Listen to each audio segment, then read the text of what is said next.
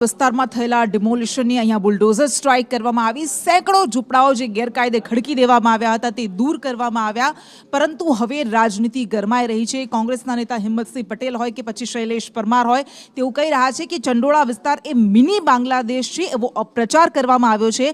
અહીંયા મુસ્લિમોની સાથે હિન્દુઓ પણ રહેતા હતા, અહીંયા બાંગ્લાદેશીઓ તો જૂજ હતા, ભારતીયો મોટી સંખ્યામાં વસતા હતા।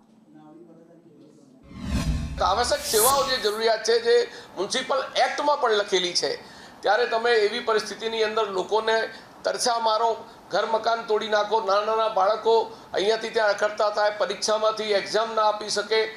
आ नीति जे छे एने कोंग्रेस पार्टी क्यारे चलाई नहीं लेवामां आवशे अने एना माटे जे रीते कायदाकीय रीते लड़त पण आपीशुं अने कोर्पोरेशननी अंदर पण जरूर पड़े तो एना माटे अमे आंदोलन पण करीशुं। आ बुलडोजर केम फेरववामां આવ્યું?